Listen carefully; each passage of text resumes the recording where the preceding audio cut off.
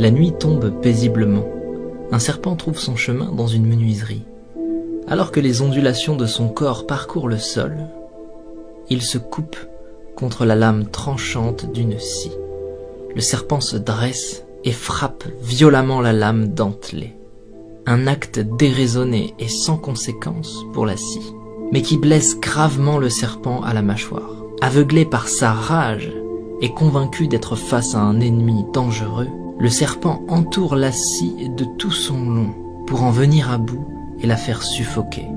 Une nouvelle attaque sans incidence sur l'ennemi, un ennemi pourtant sans conscience, vainqueur malgré lui d'un combat sans adversaire. Le serpent se tue lui-même sous l'effet de sa propre étreinte contre une lame aiguisée et apathique.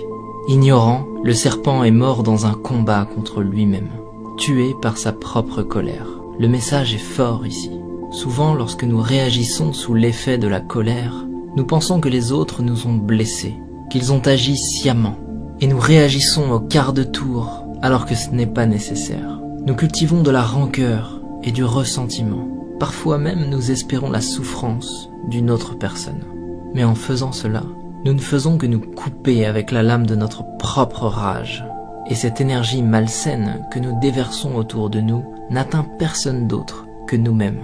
De tels sentiments sont souvent inoffensifs pour ceux dont ils sont la cible et profondément néfastes pour notre propre cœur.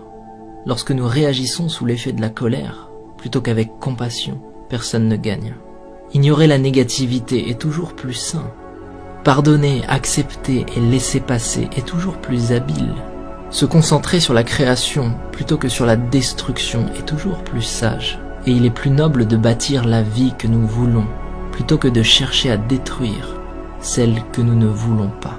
Si quelqu'un se comporte mal avec nous, plutôt que de réagir avec agressivité et violence, peut-être devrions-nous comprendre ce qui est en train de traverser cette personne et faire preuve d'écoute et de compassion. Peut-être que sa journée est difficile. Peut-être que toutes ces journées sont difficiles. Lorsque nous regardons les choses avec une nouvelle perception, il est plus facile d'avancer, de laisser toutes les énergies négatives derrière nous, d'abandonner ce qui n'est pas constructif pour notre futur et de simplement laisser passer. Nous devrions avancer avant que la colère nous consume et nous détruise comme le serpent. Ne réagissez pas, montrez de la compassion, ne ressassez pas, avancez et restez concentrés sur l'élaboration d'une vie meilleure, pour vous-même. Ainsi s'exprime la métaphore du serpent et de la scie. Une petite histoire facile à raconter et que tout le monde peut s'approprier.